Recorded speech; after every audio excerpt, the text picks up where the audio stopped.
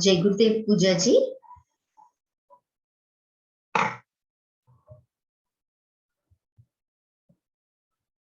Jai Gurudev Madhuri ji.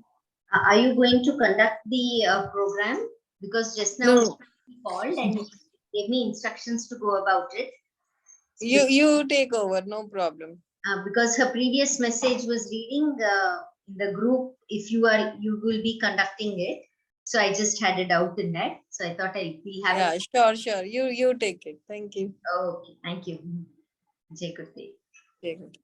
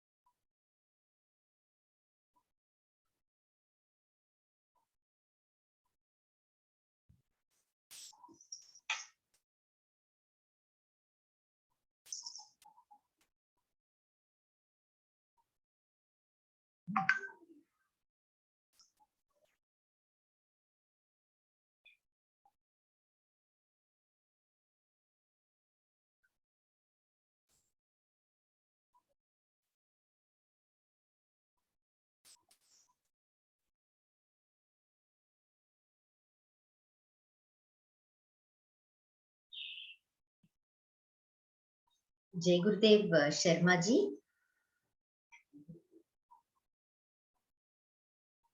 Jai Gurudev. Jai Gurudev.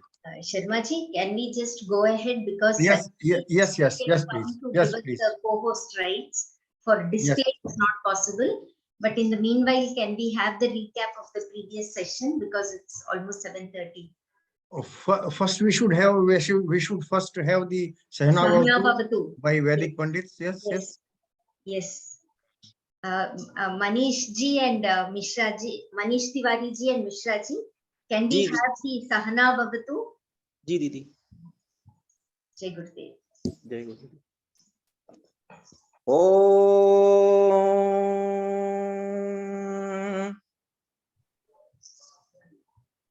सहना भवतु सहनो भुनक्तु सह वीर्यं करवावहै तेजस्विनावधीतमस्तु मा विद्विषेवहै ओम शांति शांति शांति. You can also read Pandit ji श्लोक 15 और 16 को जरा पढ़िए. जी जी जी.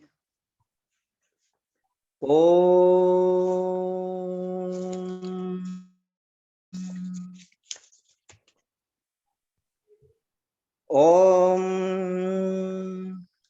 यम हि न व्यथयन्ते ते पुरुषं पुरुषर्षभ समदुःख सुखं धीरं सोमृतत्वाय कल्पते नासतो विद्यते भावो ना भावो विद्यते सतः उभयोरपि दृष्टान्तस्त्वयोनोस्तत्त्वदर्शिभिः. Om. Jai Gurudev. So now we can have the recap. Actually, in the last session, we were continuing, Bhagwan Krishna was continuing to enlighten Arjun about Sankhya.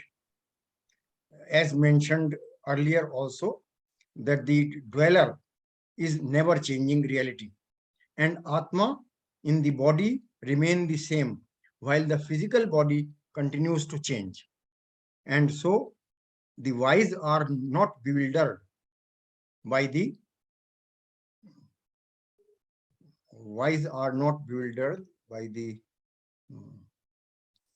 change. Even the senses through which we perceive the consciousness is also changing. So experience them without being affected, without causing any vikar like anger, envy, sorrow, etc.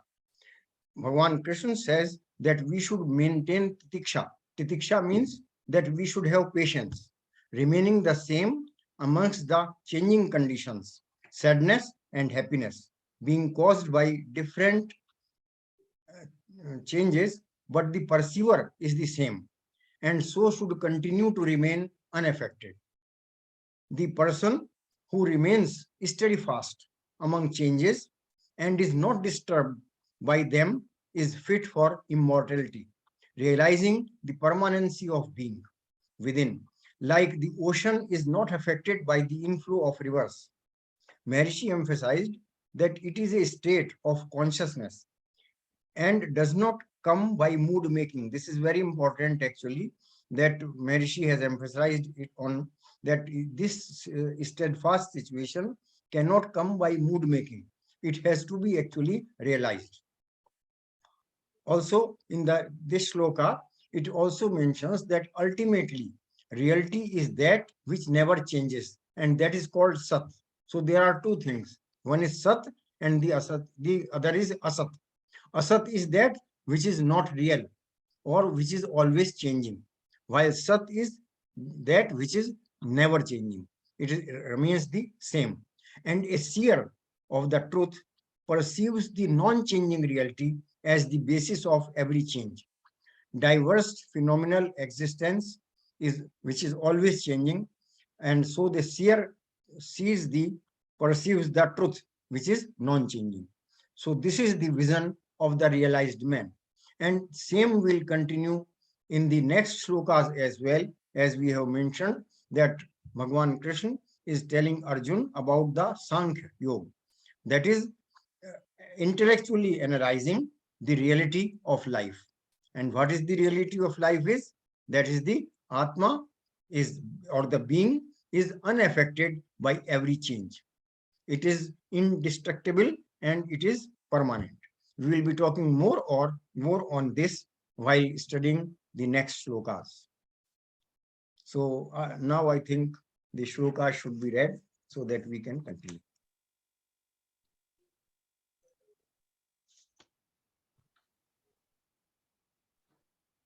Jai Gurudev Mahodaya and everyone.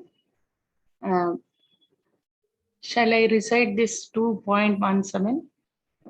Yes, one second. Jai Gurudev. Jai Gurudev. Can make me a co-host, sir? So can I display the screen? Sunita Sachinji has not come. The moment he's online, I will inform him. Till then, we will just go ahead. Okay. Jai Shriji, you can just continue. Yes, Padriji. Avinashi tu tadvidhi yena sarvamidam tatam vinashamavyayasyasya na kaschit kartumarhati. Avinashi tu tadvidhi yena sarvamidam tatam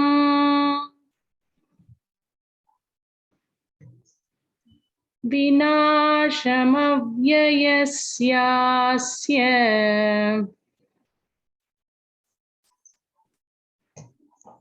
na kaschit kartumarhati. Jai Gurudev. Know that to be indeed indestructible, by which all this is pervaded, none can work the destruction of this immutable being.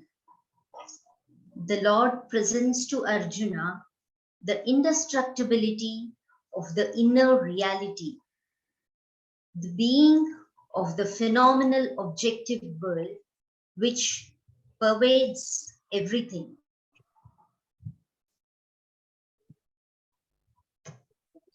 It may be made clear here that the omnipresent being and the spirit within man are not two different entities.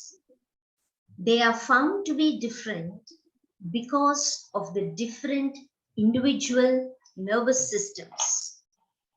As the same sun appears as different when shining on different media, such as water and oil, so the same omnipresent being shining through different nervous systems appears as different and forms the spirit, the subjective aspect of man's personality. When the nervous system is pure, beings reflects more and the spirit is more powerful, the mind more effective. When the nervous system is at its purest, then being reflects in all its fullness and the inner individuality of the spirit gains the level of unlimited eternal being. Thus, it is clear that in its essential nature, the spirit is undying and omnipresent. This explains the universality of individuality. in the previous verses, step by step, and each a step of profound wisdom, the everlasting nature of the Spirit was brought home to Arjuna. In this verse, its indestructible nature is stressed. In the verses which follow, the impermanence of phenomenal life will be emphasized, and with it, the principle that the phenomenal world is just the manifested face of the eternal, unmanifested being. The conclusion is that from both points of view, that of the permanence of being and that of the impermanent level of life, Arjuna's duty is not to worry about anything, but to rise up and do what he has to do. Jai Gurudev. So very Sharma- good, yes, very good point has been brought by Maharishi in this. And the best is he has talked about in the indestructibility of the being. And also that the individual being, Atma, is not separate, like we can say Jivatma and Atma, it is the same. So it is the basically it is the same, but because of the reflection of the nervous system, what happens is all our practitioners of transcendental meditation, they know that when we are meditating, we are releasing the stress.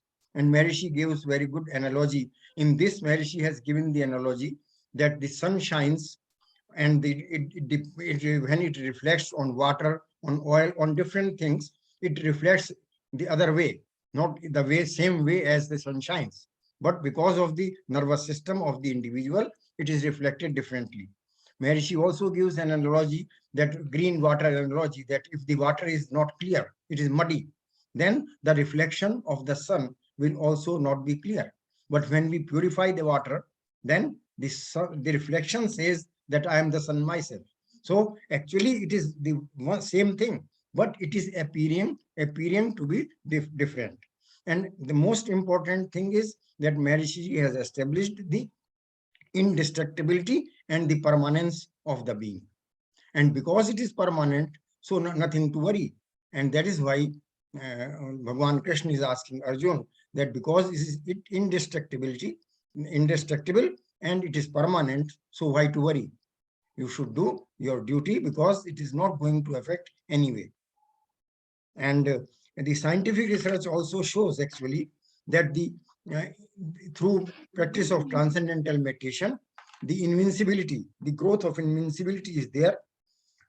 Was a significant decrease in worldwide fatalities and injuries due to terrorism during the periods of 3 assemblies approaching or exceeding 7,000 experts in transcendental meditation and TM program, the square root of 1% of the world's population, as indicated by time series analysis of an independent data, cessation of attack on a community, and protection from ongoing armed conflict in the surrounding areas. So this shows that, as Maharishi has proved, that if square root of 1% of population is practicing transcendental meditation, TM program, and yogic flying, so it has been demonstrated that by practice of square root of 1% of population, the whole area is affected. So that shows that it is we can say the unmanifest being, which is all pervading and it is being affected. So not only those who are practicing it are benefited, but because it is all pervading, it is also showing invincibility for the whole area where people are meditating. So this indestructibility and permanence is showing up through the regular practice of transcendental meditation, TM program, and the yogic flight. So same point will continue about the permanence and indestructibility in the other shloka, which we can read now.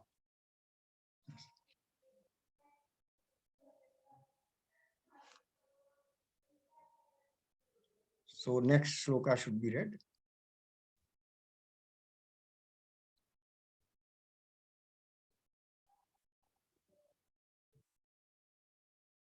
It is Rajan Bhagini, Rajan Mohan. Madhima, you are saying something, you can mute. Jai Gurudev Rajan sir, you can go ahead with the Samskrita. Yeah, sure, ma'am.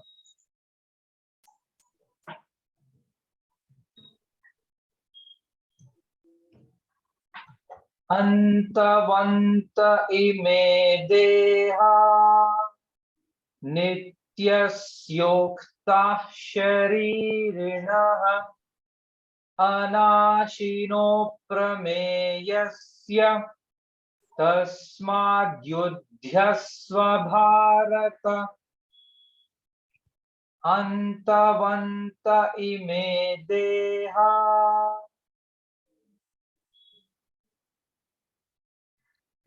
nityasyokta sharirinaha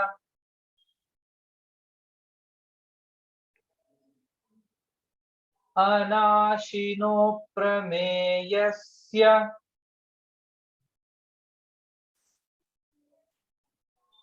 tasmadyudhyasva bharata.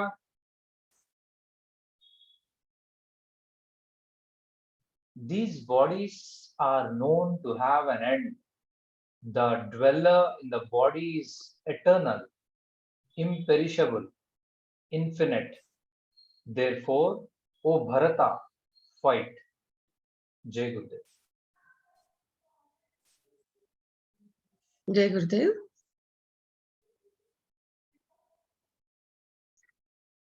It is obvious that at every moment the body is changing. The body of a child is not the body of a youth, and the body of a youth is not the body of an old man. So, if death is inevitably going on, even during what is said to be life, nothing new seems to happen when one body dies and another body is taken. There is no point, therefore, in lamenting the death of the body, and even less in lamenting it in anticipation. Dweller in the body. This verse brings out a distinction between the body and the spirit that dwells within it. There is no aim here of classifying the different aspects of the spirit within, but only of drawing a line between the unchangeable inner content of life and the destructible nature of the outer body.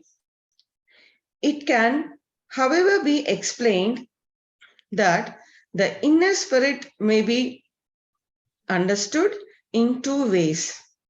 First, as the ego, together with the mind and senses, which constitutes the doer and the experiencer, the enjoyer and the sufferer. Secondly, as the dweller in the body, which is the individual aspect of cosmic existence, of eternal being, and which is known as Sanskrit terminology as Jiva. Jiva then is individualized cosmic existence. It is the individual spirit within the body. With its limitations removed, Jiva is Atman, transcendent being. When the individuality of the Jiva and the universality of the transcendent self, the Atman, are united and found together on one level of life, then there is Brahman, the all-embracing cosmic life. As the individual Jiva in its essence is Atman, it is here called eternal, imperishable, infinite. Jai Gurudev. Good, Jai Gurudev. So in this shloka, there is Bhagavan Krishna has mentioned about the difference in the body and the spirit. Body is always changing. Even it has earlier been mentioned also that the body of a child, the body of a youth, the body of an old, it is always changing. But the dweller in the body remains the same. So in this, first of all, the distinction is between the dweller, which is always same, unperishable, indestructible, and on the other hand, the body, which is always changing. Body is continuously changing and perishable, while the dweller in the body, the spirit, is unchangeable. First, Maharishi has mentioned about the drawing the line between the spirit and the body. But then Maharishi also has gone into detail that the spirit has the ego is there, the senses are there, and the whole system of is there. But at present in this shloka, the distinction is there. Then Maharishi has also mentioned that if the limitations are removed, as I think earlier also we have mentioned about that Jeev Brahmev Napara. Jeev is, there was one example like the husk on the rice. The husk on the rice, it is jiva. If the husk is removed, then that is the, we can say, universal being, universality of the being. When jiva, it is individualized. So husk is there. Once the husk is removed, that is again the same being. All the practitioners of transcendental meditation, they also know about the higher states of consciousness. And what happens is the last is the unity consciousness. Maharishi has told that if the covering is removed, if the individualized, when the individual realizes that I am the being, then it becomes one with the being, and they say it is the Brahmi Chetna, or the unity state of consciousness. So the only, but now here all we are intellectually analyzing. Later on, Maharishi will be and Bhagavan Krishna will be mentioning about the technique, but at present it is more intellectual level that we are realizing that the body is destructible while the being is indestructible, and anyone who realizes that indestructible nature, and then he is, we can say, a realized person.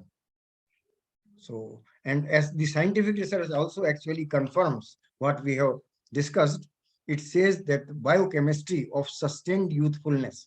What happens is when we experience the, we can say, the universal being, then it is also reflected in our nervous system. The whole nervous system is also evolving. And we can say that that indestructible nature or immortality is also rising. There are charts which also show that the, we can say, reversal of aging process is there. So in this chart, it says high levels of plasma dihydropapindrosterone sulfate. This is the chemical. Later in life are associated with greater health. This substance in the body usually declines with age after mid-20s. Those practicing Maharishi's transcendental meditation program showed higher levels of plasma, DHEAs, than controls. This chart graphs the average elevation among male participants in transcendental meditation and TM program over 50 years of age. Women had similar results. So younger biological age compared to population norms. Younger biological age compared with control subject. Reduction of hospitalization rate among individuals who practice Maharishi's transcendental meditation technique. So it shows that that immortality or that imperishable nature or invincible nature of the being, that also reflects gradually in the nervous system through the regular practice of transcendental meditation. So now we can go to the next shloka. And in case there are some questions, actually, it will be good to have some questions if we have, because then we can discuss more about it.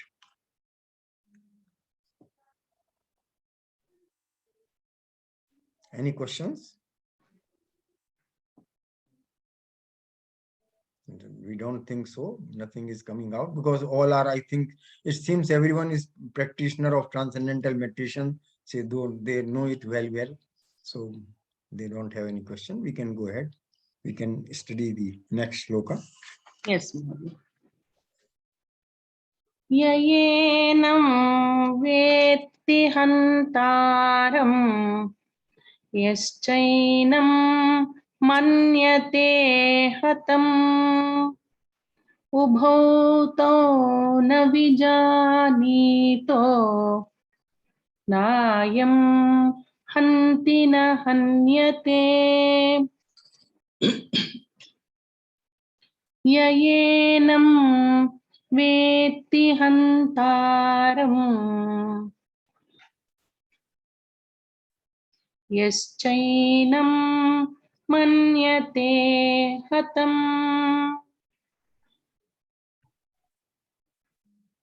उभौ तौ न विजानीतो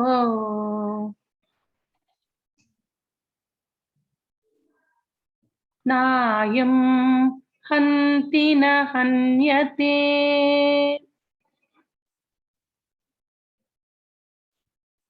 जय गुरुदेव. Jai Gurudev. He who understands him to be the slayer and he who takes him to be the slain both fail to perceive the truth. He neither slays nor is slain. It has been made clear that the self or spirit in its essential nature knows no change or variation, is free from any attributes, is neither the doer nor the doing. All attributes belong to the relative, the manifested field of life. Therefore, the spirit cannot be regarded as either the subject or the object of any action. The activity assumed by an ignorant man to belong to himself, to the subjective personality that he calls himself, does not belong to his real self. For this, in its essential nature, is beyond activity. The self, in its real nature, is only the silent witness of everything. That is why Bhagavan Sri Krishna says, he who understands him to be the slayer and he who takes him to be the slain, both fail to perceive the truth. Jai Gurudev. So here again we continue the same point in this shloka that Bhagavan Krishna is mentioning that what happens is that the jiva actually, it is the jiva which takes up on the action.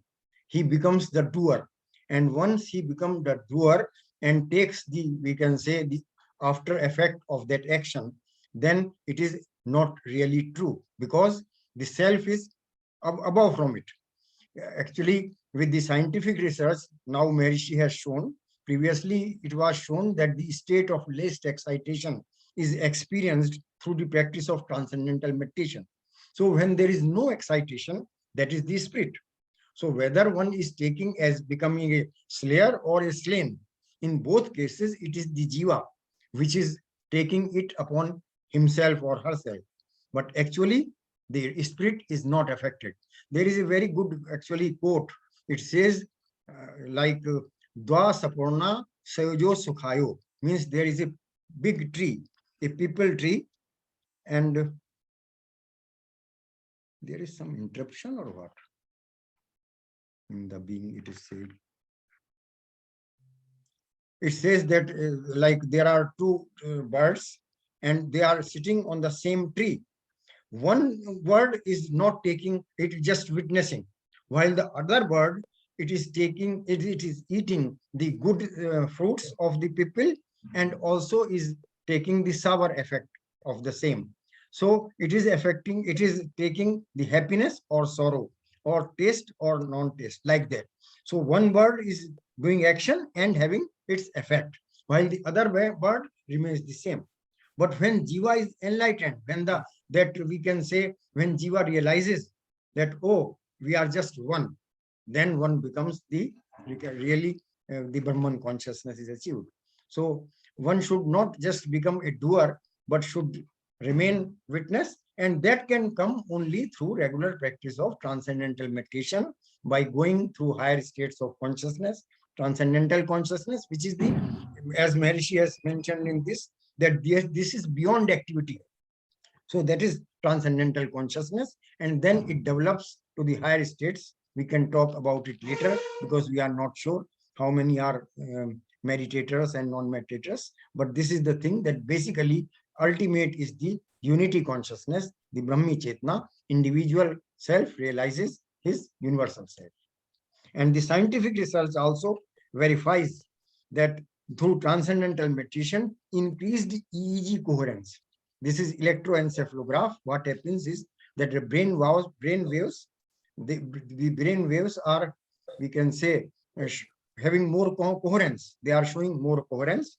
The study found that many experiences of pure consciousness were associated with periods of natural respiratory suspension, and that during the respiratory suspension periods, individuals displayed higher mean EEG coherence over all frequency and brain areas, in contrast to control periods where subjects voluntarily held their breath. So this is very nice that when one is practicing transcendental meditation, as is the experience of all the meditators, that the breath rate goes down, and not only the breath rate goes down, but also there is more, we can say, EEG coherence is there. And so it shows that the activity is being decreased, and when activity is being decreased, the orderliness is increasing, and that is why we have say more coherence in EEG coherence. And that also shows that one is experiencing that state of least excitation, because even the suspension of breath was there. So there was complete harmony, and one was experiencing the transcendental consciousness. The increased EEG coherence at the moment of performance of PM Siddhi technique of yogic flying, increased EEG coherence during acquisition of new information found in participants of Maharishi's transcendental meditation program. So whatever is stated in the shloka, that one experiences that silent level of activity, that is also experienced practically through the practice of transcendental meditation.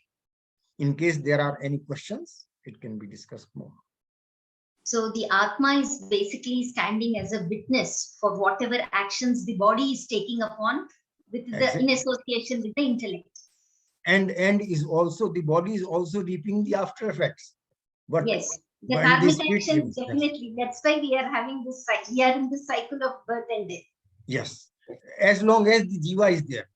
But once it says Jnanagni Dagd Karmani, with the fire of the knowledge, all the karmas are burned, and then one realizes that I am Brahm. I am Brahm. I am so the Atma. jiva merges with the Brahman or the Atma. So no more life and death. Exactly. Gurudev was saying, "Tu to Param Brahm hai." Actually, there was a story. It says that Gurudev was not taking tea, and someone asked that you would like to have some tea, and then Gurudev said this. He compared the tea, we say chai, to chah. Chah means desire. So he says that tu to param brahm hai, jo chah na hoti beech. Means if there was no desire in between, this jiva was not there, individualized being, then you are param. So this we can say jiva is having all these desires and these things. Basically, when we discuss the Arishad Vargas, the first root cause is desire. It's because of desire we fall into so many things, and sorrow, pleasure, all these things we experience, and we dwell in that karmic actions. And again, I would like to add to it that it is not that we should not desire. Ultimately, desire is necessity is the mother of invention. So, but the desire should be such that it should be supported from that silent level of being. Then the desire will be right. So desiring is okay. So in the field of knowledge, every statement can be interpreted in different contexts, and then it can have different meaning. So it is good always to discuss and see what is right in which context. Yes. Thank you, Sharmaji. You are welcome. Any other questions? Yes, questions. Okay, we shall go ahead with the next verse. Jai Gurudev. न जायते म्रियते वा कदाचित् नायं भूत्वा भविता वा न भूयः अजो नित्यः शाश्वतोऽयं पुराणो न हन्यते हन्यमाने शरीरे न जायते म्रियते वा कदाचित्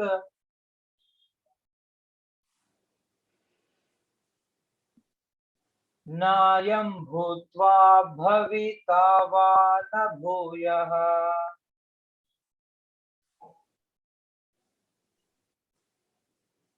अजो नित्यः शाश्वतोऽयं पुराणो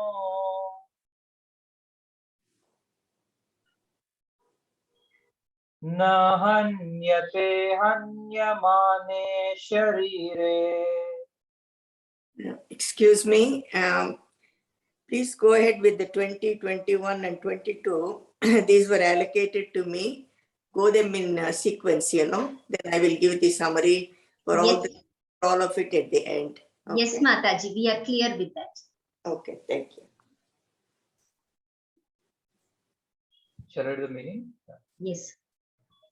He is never born, nor does he ever die, nor once having been does he cease to be.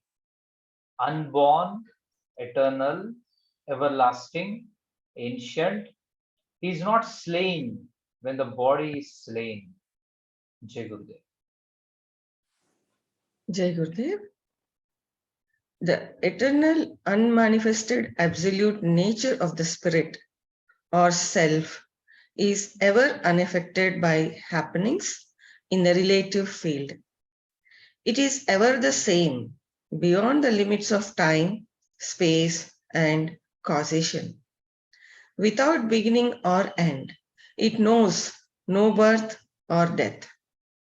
Whether in this or that body, the self continues to be. The immutable, eternal life remains through the ever-changing phases of the bodies which it takes. Jai Gurudev. Jai Gurudev. Jai Shriji, please go ahead with verse 21. Yes. Veda vinashinam nityam yayenamajamavyayam katham sapurushah partha kam ghatayati hantikam Veda vinashinam nityam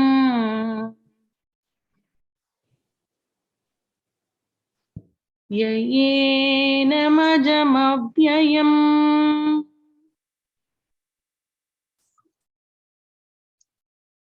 katham sapurushah partha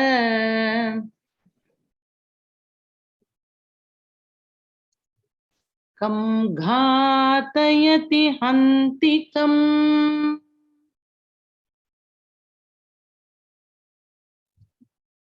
Jai Gurudev. Jai Gurudev.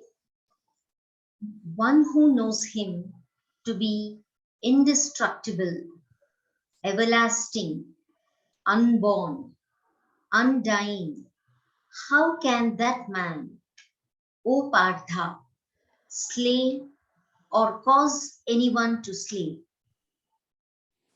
In these verses, Bhagwan Sri Krishna provides the intellectual conception of that state to which he wants Arjuna to rise, the state where he will be established in his real eternal self. Once established in it, he will attain to the reality of existence and thus rise above the influence of the action of fighting and indeed of all actions in life. For action is in the field of ever-changing existence, and his consciousness will be established in the changeless existence of being. Therefore, he will quite naturally be above the influence of action. The discourse is presented with marvelous skill. Since Bhagwan Sri Krishna wants to give Arjuna the intellectual conception of reality, not only does he continue to describe that which has no attributes, but he also questions Arjuna to attract his attention and to awaken his wits so that the description will be more clearly understood. It is obvious Bhagwan Krishna tells him that anyone who knows the reality of life as never changing, eternal being would not, how could he, attributing to it anything of the perishable order? Jai Gurudev. Jai Gurudev. वासांसि जीर्णानि यथा विहाय नवानि गृह्णाति नरोपराणि तथा शरीराणि विहाय जीर्णानि अन्यानि संयाति नवानि देहि वासांसि जीर्णानि यथा विहाय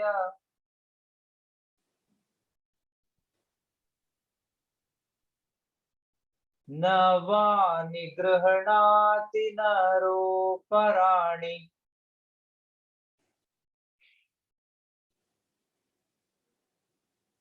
तथा शरीराणि विहाय जीर्णानि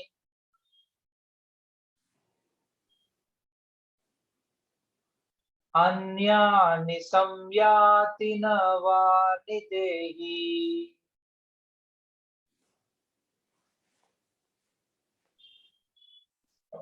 As a man casting off worn out garments takes other new ones, so the dweller in the body casting off worn out bodies takes others that are new.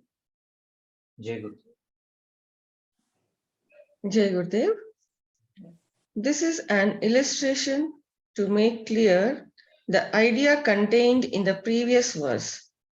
It presents a picture of the unchanging nature of the dweller in the body, the spirit or jiva, which is enlarged upon in the following verse. Jai Gurudev.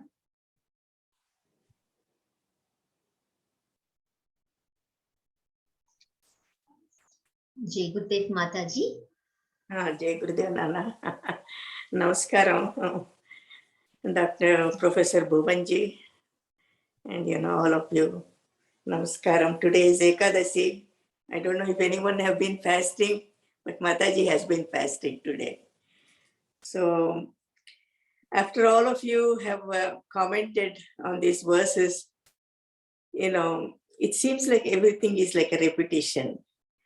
But let me see, there may be some others, because this is coming on a TV channel, there will be some others, who will be viewing it at a later point, not at this point, but maybe a week from now or a year from now. And let's see, how I can make a little sense of taking something. I always say, take home something. When you come for a meeting, take home something. Take home into your heart with something. So all the verses have been read, but I will just go over them because that is the way I always go.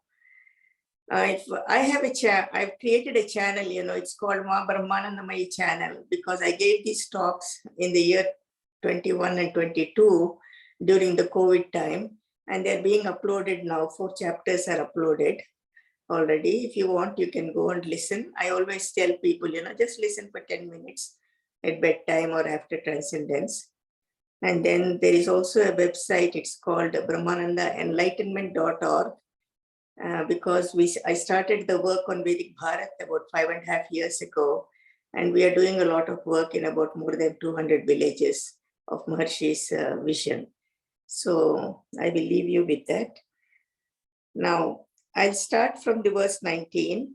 He who understands him to be the slayer and he who takes him to be the slain both fail to perceive the truth.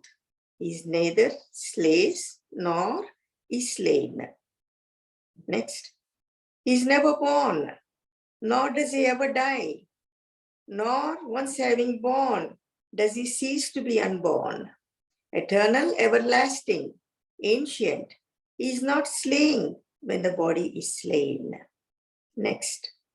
One who knows him to be indestructible, everlasting, unborn, undying, how can that man slay or cause anyone else to slay? Next. As a man casting off worn out garments takes other new ones, so the dweller in the body, casting off worn out bodies, takes others that are new. So from all these things, what I want to summarize is, there is something here called a seer of the truth. The seer of the truth is one who is, we will say, self-realized, because in enlightenment, the whole process of enlightenment is not only from the cosmic consciousness, but it has to complete, to go up to the unity consciousness and the Brahman. So we say the seer of the truth is the enlightened, or the one who is self-realized. And then there is the seeker of the truth. Seeker, one who is, on the path and seeking. So let's try to distinguish this here. The seer of the truth perceives clearly the difference between the permanent, never-changing absolute state of life and its ever-changing states of diversified phenomenal existence. So this is the state of the one who is self-realized. Now the seeker of the truth, when he perceives this as the experiential knowledge, it gives him that stability and heightened state of consciousness by which he rises above the binding influence of activity in the phenomenal world. So the seeker has to rise to the level of the seer of the truth. Next, we have also understood very, very clearly that Jiva is the individualized cosmic existence. It is the individual spirit within the body, and when its limitations are removed, again, when its limitations are removed, then Jiva is Atma alone. So it is the transcendental being or the Paramatma there. So the Jiva, we should understand very clearly as 2 components.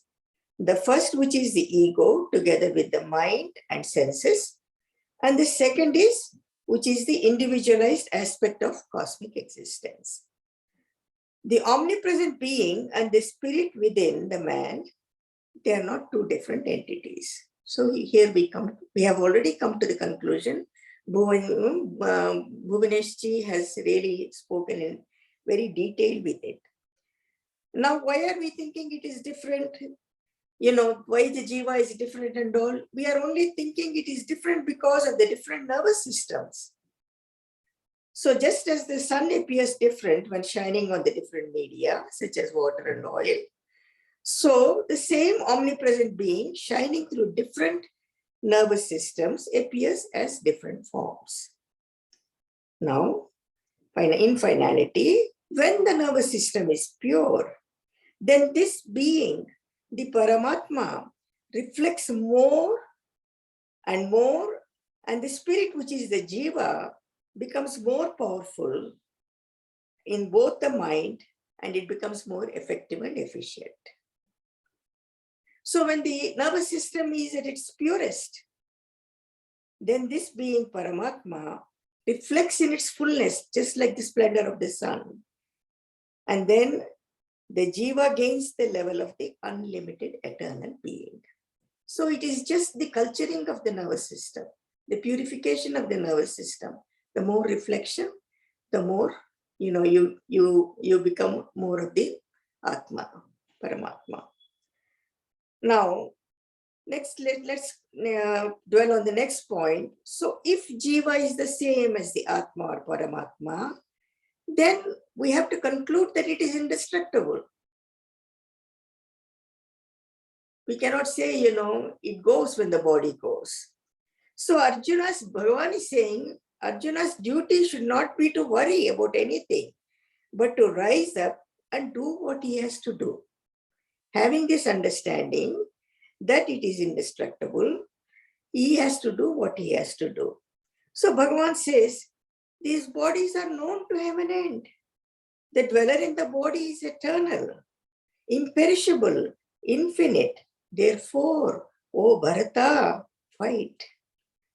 Now, why are we doing all this sadhana with TM and, Ekadasi Vratas and this and that and all that? We have so many things in the sadhana. It's not just one thing. The practice of sadhana is for the sake of transcending change. The whole practice of sadhana is for transcending change. Through change, you transcend the change. This continues and continues till you have the self-realization. So the only way you can know immortality, please understand this very clearly. The only way you can know immortality is by the virtue of being immortal. When do you experience this immortal? When you realize the self. You know it is infinite, all-pervading. You are the infinite, all-pervading self. And you are immortal. When you have that experience, then only you know that you understand immortality. So the only way you can know immortality is by the virtue of being immortal. You cannot just comprehend it by knowing it, by hearing it, or reading it. To experience the immortality, you have to first cross beyond the boundaries of change. You have to transcend the change. You have to transcend until all the boundaries of the body and the surroundings begin to dissolve. Just by introspection, just by analyzing and understanding, some things change, but a permanent result cannot happen. This has to be clearly understood. So the Purnatva, the completion, attaining the perfection, attaining the fullness and the wholeness will only come when all these boundaries melt and these gaps vanish. Then one can easily attain the fullness. So what is rising and changing here in the relative, in the ever-changing field, is only happening in the ever-changing field, everything that is changing. So the absolute will always be full. And now the relative is also becoming full. With this sadhana, now the relative also is becoming full. So this is what Maharishi Ji would always refer to as 200% of life. The inner and the outer merging. Now, we will go a little bit more saying, so we come to the conclusion now, the eternal unmanifested absolute nature of the self is always the same. We feel that it is repeating, but these points have to be driven. The immutable eternal life remains through the ever-changing phases of the body which it takes. Because, where it says, you're leaving the body just like the old garments and wearing on a new body just like the new garments and all that. So this immutable eternal life is always remaining there through these ever-changing phases. And Bhagavan wants Arjuna to rise to the state where he will be established in his real eternal self. In his real eternal self, which is the Atma, which is beyond the influence of the action of fighting. Because what is concerned here is the action of fighting, doing the battle. So he wants him to be situated in the self and rise, and from that level, fight. Arjuna had to be given this clear intellectual conception of reality in order to prepare him for the state of enlightenment. Because Bhagavan is not just telling him only for the battle, preparing for the battle, but he has a higher goal. He is preparing him for enlightenment. Just like he is preparing every seeker for an enlightenment in this Bhagavad Gita. Bhagavan is giving this knowledge to Arjuna. When is he giving it? When his mind is full of sorrow. It is therefore all the more necessary to present the conception of the unknowable through attributes of the already known. Please understand this. Bhagavan is trying to present this conception of the unknowable through the attributes. He's giving so many examples, like this, like this, like that, so that one can understand this unknowable through the attributes of the already known world. And now what I will do is, I just want to add a few words here. I will, because we are all going through in this world with the turmoil within oneself, within the families, and what's happening in the world now is really beyond comprehension, with so many wars going on and so much going on everywhere in every country. So I want to just, recap this saying. In the whole of Bhagavad Gita, the whole connection is with the being and it is with dharma. The being in the absolute and the dharma is in the relative. The being is in the absolute and the dharma is in the relative. And Krishna repeatedly keeps on saying that you be the being. You establish yourself in the being and you do everything. He repeats this chapter after chapter, verse after verse. Your thoughts, your words, your actions should come from being, established in the being, and being established in dharma and understanding the laws of innumerable nature, then you act with it. So the dharma should be there for all actions concerned. And as you know, there is the personal dharma, there is the family dharma, there is the kula dharma, then there is the dharma for the country and for the world and for the whole of creation. So if one has to be aligned with dharma for all your life, then you go through the whole 4 purusharthas, dharma, artha, kama, moksha. And here we understand that dharma is the foundation. Dharma is the source in this relative world. And dharma is the leader of this, attaining this artha, kama, and moksha. And so being aligned to this natural law, then you create everything. You earn your living, you have your security, you fulfill all your desires. Mataji was talking about desires before. So now, we know that all the desires have to be aligned to dharma. And then they will be all fulfilled. One has to rise in consciousness and one has to have the full development of the mind and the heart. Only then there is the unity in the mind and heart when you rise in the consciousness. So it is only then all these conflicts, concerns, confusion and delusion can end in a human being or in Arjuna or anyone else, living in this world. So the summation here is no one in reality can kill another person or be killed. Both are illusions. In reality, the death does not exist to the being. It is the individual's attachment to the body that creates the illusion that the individual also perishes with the body. It is attachment with the body. Everyone has so many attachments. Attachments to the body, to your identity, to material things, to the people, to relationships, to ideas, to faith. Innumerable are these attachments. But the attachment to the body is the most intense of all the attachments. Attachment to the body is the most intense to all the attachments. So when one understands that all these attachments are temporary, and are the cause of all suffering, and who tries to know the truth experientially, then all the fears are removed. So now we begin to understand that death is just merely a passage and a transition. The fear of losing one's identity disappears along with the fears of sin and hell. And so then when this fear is gone, then one is more able to focus on evolution, more and more evolution, and attaining perfection and enlightenment. So Gita is trying to say, that you enjoy the relative, you gain the perfection, and then you enjoy the relative. As Maharishi ji always says, life is 200%. Gain the perfection and enjoy the relative continuously.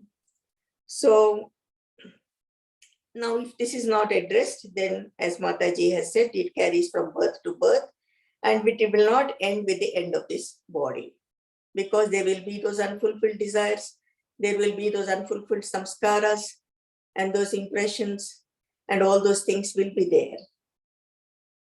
So finally, I would say, if only we can rise in consciousness and we can fully develop the heart and the mind and understand Krishna's message very clearly, then there can be no violence in the world. There can be no self-hatred or no killing at all.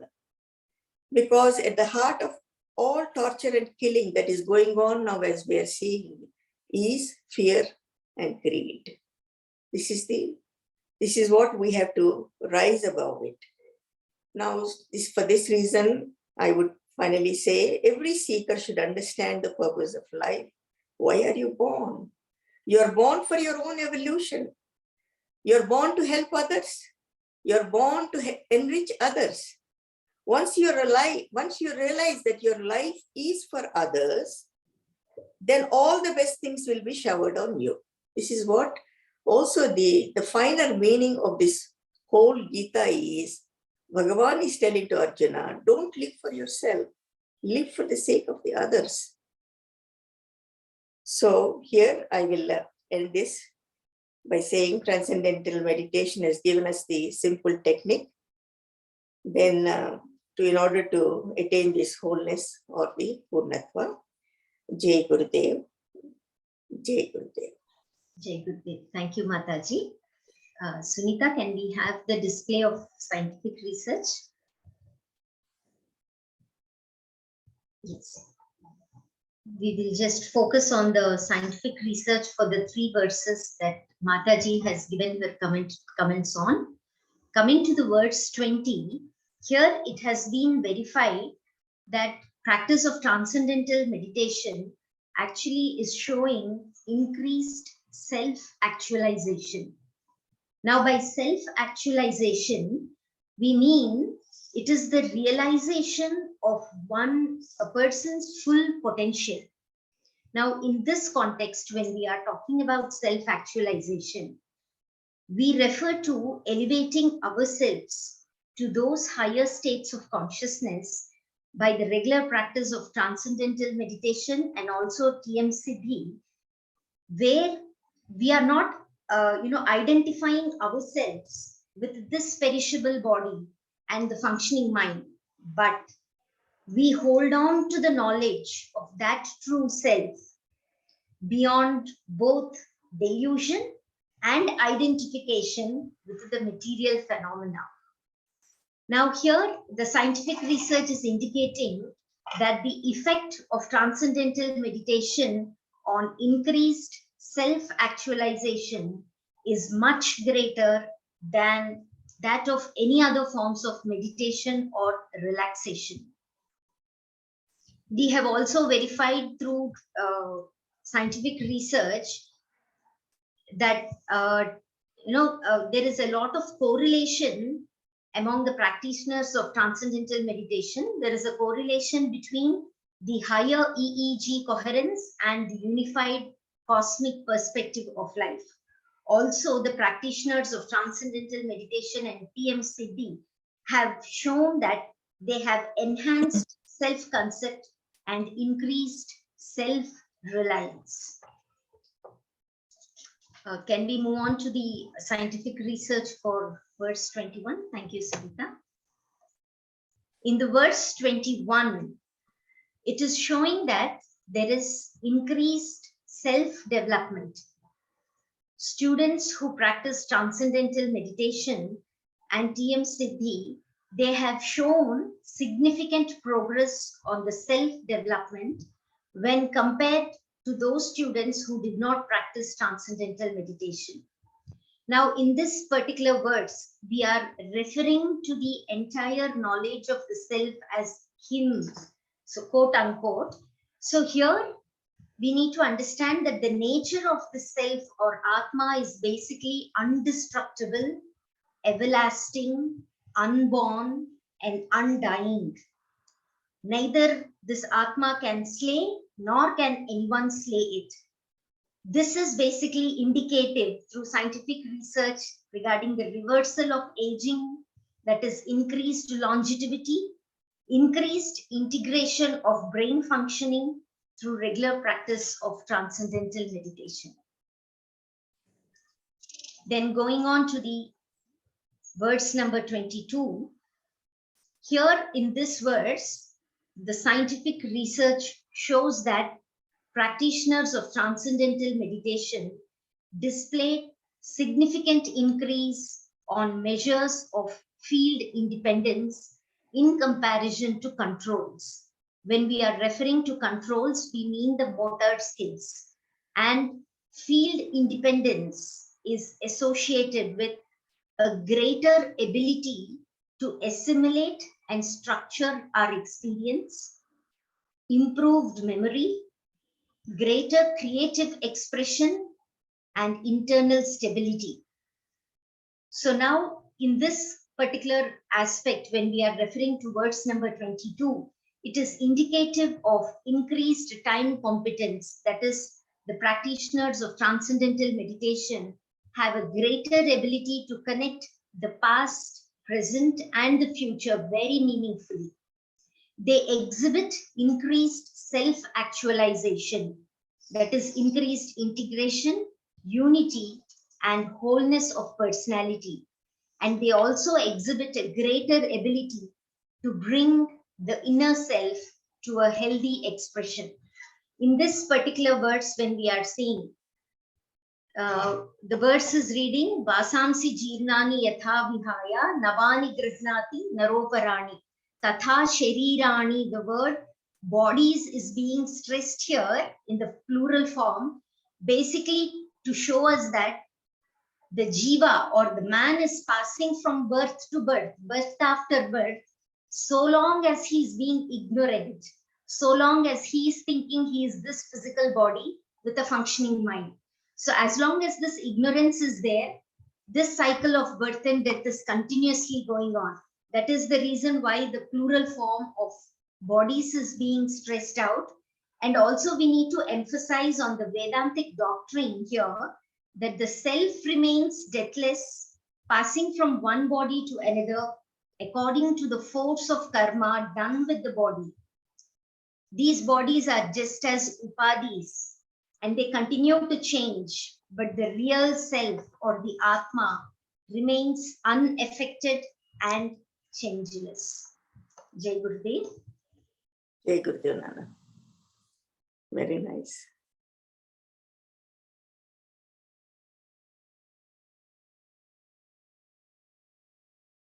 You have to unmute, Nana. Try to unmute. Any question and answers at this juncture?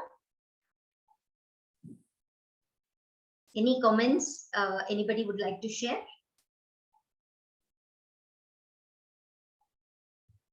Okay, thank you.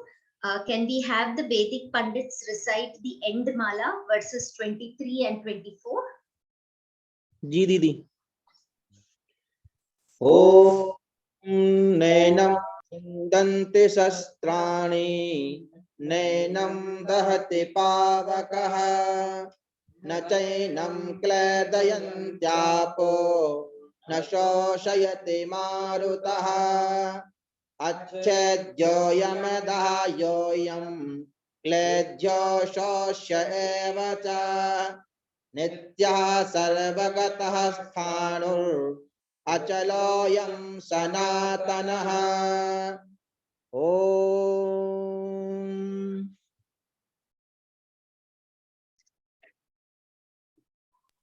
Jai Gurudev. Now we shall have a short meditation. So can we all mute our mics and start on with our meditation. Jai Gurudev.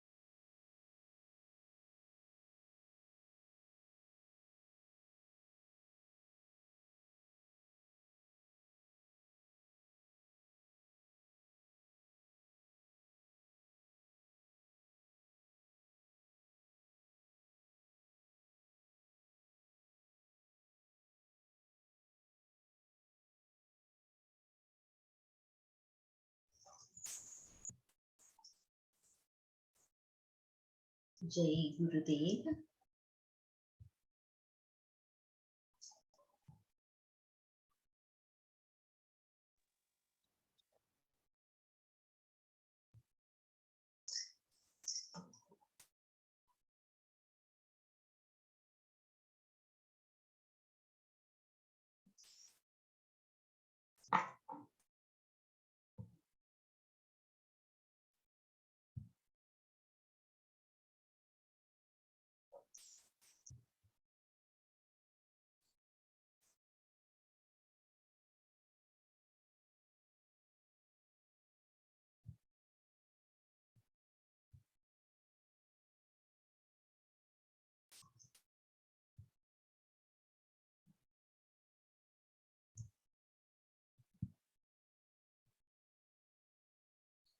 Jai Gurudev.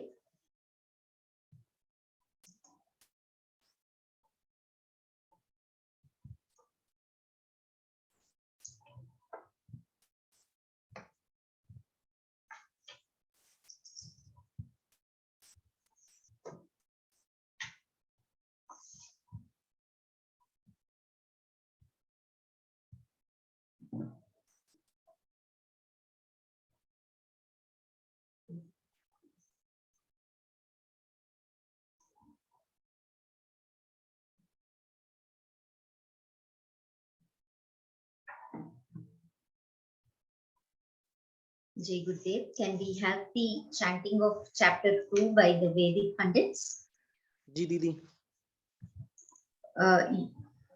You will be reciting from verses 1 to 36 and then the last shloka, verse number 72.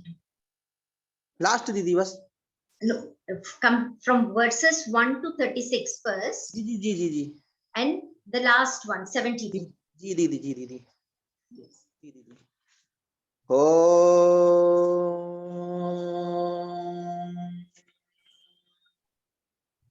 पार्थाया प्रतिबोधितां भगवता नारायणेन स्वयं व्यासेनाग्रथितां पुराणमुनिना मध्ये महाभारतम्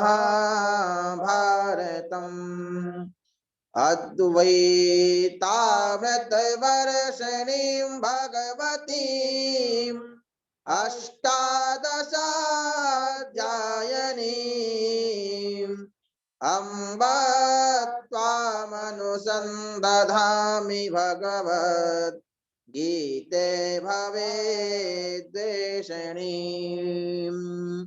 यं ब्रह्मा वरुणेन्द्ररुद्रमरुतः स्तुवन्ति देव्यस्तवैर्वेदैः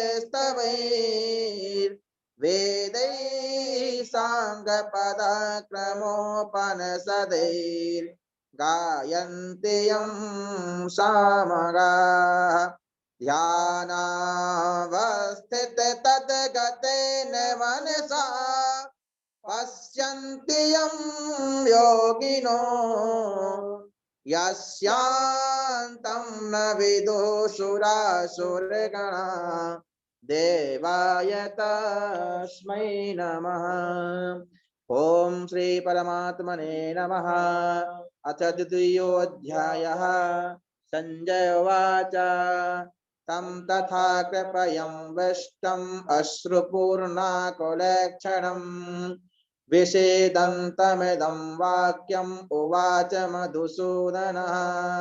श्रीभगवानुवाच कुतस्त्वं कशमिदं विषमे समुपस्थितम् अनार्यजुष्टमश्वर्यम् अकीर्तकरमर्जुन क्लैब्यं मास्मगमः पार्थानेतत्त्वय्युपपद्यते क्षुद्रं हृदय दौर्बल्यं त्यक्तोत्तिष्ठ परन्तप. अर्जुन उवाच कथं भीष्ममहं संख्ये द्रोणं च मधुसूदन इषुभिः प्रतियोत्स्यामि पूजार्हा वरिसूदन. गुरून् हत्वा हि महानुभावान् श्रेयो भोक्तुं भैक्षमपि ह्य लोके अत्वार्थकामास्तु गुरु नहैवा भुञ्जीय भोगान् रुदरप्रदग्धाम् न चैतद्विदमः कतरन्नो गरीयो यद् वा जयेमि यदि वानो जयेयुः यानेव हत्वा न जजीविषामास्तेव स्थिताः प्रमुखे धार्तराष्ट्राः कार्पण्यदोषोपहत स्वभावा पृच्छामि त्वां धर्मसम्मूढचेताः यच्छ्रेयास्या निश्चितं ब्रूहि तन्मे शिष्यस्तेऽहं साधिमां त्वां प्रपन्नाम् न हि प्रपश्यामि ममानुपद्याद्यक्षोकमुक्षोषणमिन्द्रियाणाम् अवाप्य भूमा वसपत्नमृद्धं राज्यं सुराणामपि चाधिपत्यम् ओम संजय उवाच एवमुक्त्वा हृषीकेशं गुडाकेशः परं तप न योत्स्यति गोविन्दम् उक्त्वा तूष्णीं बभूवः तमुवाच हृषीकेशः प्रसन्न्य भारत सेनयोरुभयोर्मध्ये विषेदन्तमिदं वचः श्रीभगवानुवाच असोच्यानन वशोचस्त्वं प्रज्ञावादाश्च भाससे गतासून गतासूश्च नासु शोचन्ति पंडिताः न त्वेवाहं जातु नासं न त्वं नेमे जनाधिपाः न चैन भविष्यामः सर्वे भयमतः परम् देहो निस्मिन्नथा देहे कौमारं यौवनं जरा तथा देहांतर प्राप्तिर्धीरस्तत्र न मुह्यते त्रास्त प्रसास्त कौन्तेय शीतोष्ण सुख दुःखदाः आगमापायनो नित्यास्तात् तितिक्षस्व भारत यं हि न व्यथयन्ते ते पुरुषं पुरुषर्षभा सम दुःख सुखं धीरं सोमृतत्वाय कल्पते नासतो विद्यते भावो नाभावो विद्यते सदः उभयोरप्रदृष्टोऽन्तस्त्वयनोस्तस्त्वदर्शिभिः अविनाशि तद्विद्धि येन सर्वमिदं ततम् विनाशमव्ययस्यास्य न कश्चित् कर्तुमर्हति अन्तवन्त इमे देहा नित्योक्ताः शरीरिणः अनाशिनो प्रमेयस्य तस्माद्युध्यस्व भारत य एनं वेत्ति हन्तारं यश्चैनं मन्यते हतम् अभौतौ नाभिजानीतो नायं हन्ति न हन्यते न जायते म्रियते वा कदाचिन्नायं भूत्वा भविता वा न भूयः अजो नित्यः शाश्वतोऽयं पुराणो न हन्यते हन्यमाने शरीरे वेदा विनाशिनं नित्यं य एनमजमव्ययम् कथं स पुरुषः पार्थं कां घातयति हन्तिकम् वासजीर्णानि यथा विहाय नवानि गृह्णाति नरोपराणि तथा शरीराणि विहाय जीर्णान्यन्यानि संयाति नवानि देहि नैनं छिन्दन्ति शस्त्राणि नैनं दहति पावकः न चैनं क्लेदयन्त्यापो न शोषयति मारुतः अच्छेद्योऽयं दाह्योऽयं क्लेद्यो शोष एव च नित्यः सर्वगतः स्थाणो रचलोऽयं सनातनः अव्यक्तोऽयं चिन्त्योऽयं अविकार्योऽयमुच्यते तस्मादेवं विदित्वैनं न शोचितुमर्हसि अथ चैनं नित्यजातं नित्यं वा मन्यसे मृतं तथापि त्वं महाबाहो नैवं शोचितुमर्हसि जातस्य हि ध्रुवो मृत्युर्ध्रुवं जन्म मृतस्य च तस्मादपरिहार्येऽर्थे न त्वं शोचितुमर्हसि अव्यक्तादीनि भूतानि व्यक्तमध्यानि भारत अव्यक्तनिधनान्येव तत्र का परिदेवना आश्चर्यवत् पश्यति कश्चिदेनामाश्चर्यवत् तदति तथैव चान्या आश्चर्यवच्चैन्यमन्यः शृणोति श्रुत्वापेनं वेद न चैव कश्चित् देहे नित्यं भोज्योऽयं देहे सर्वस्य भारत तस्मात् सर्वाणि भूतानि न त्वं शोचितुमर्हसि स्वधर्ममविचावेक्ष्य न विकम्पितुमर्हसि धर्म्याद्युद्धात् श्रेयोऽन्यत् क्षत्रियस्य न विद्यते तद्रक्षया च प्रपन्नम स्वर्गद्वारमपाव्रतम् सुखिनः क्षत्रियः पार्थ लभन्ते युद्धमीन्द्रसम् अथ चेत्त्वमिमं धर्म्यं संग्रामं न करिष्यसि अतः स्वधर्मकीर्तिं च हित्वा पापमवाप्स्यसि अकीर्तिं चापि भूतानि कथयिष्यन्ति ते व्ययाम् संभावितस्य च कीर्तिर्मरणादिरुच्यते भयाद्रणाद् परतं वश्यन्ते त्वां महारथाः येषां च त्वं बहुमतो भूत्वा यास्यसि लाघवम् आवाच्य वादांश्च बहून् वदिष्यन्ति तवाहिताः निन्दन्तस्तव सामर्थ्यं ततो दुःखतरं नु किम्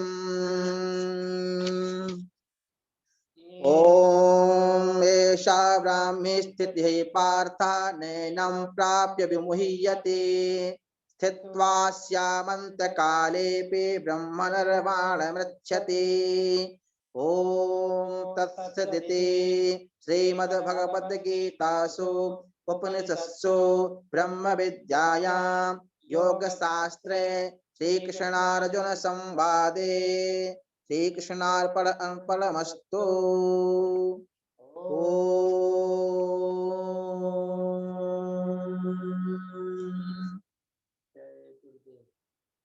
जय गुरुदेव।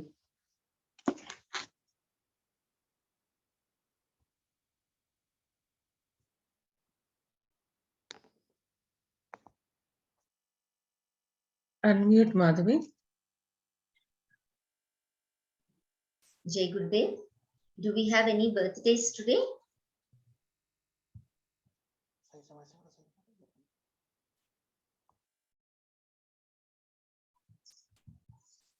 Okay.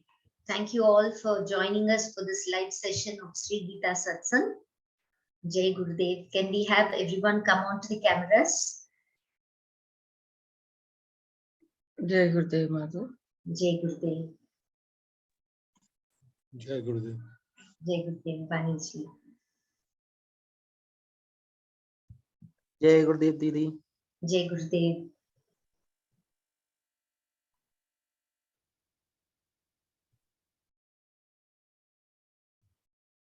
Jai Gurudev Belaji. Jai Gurudev to all of you.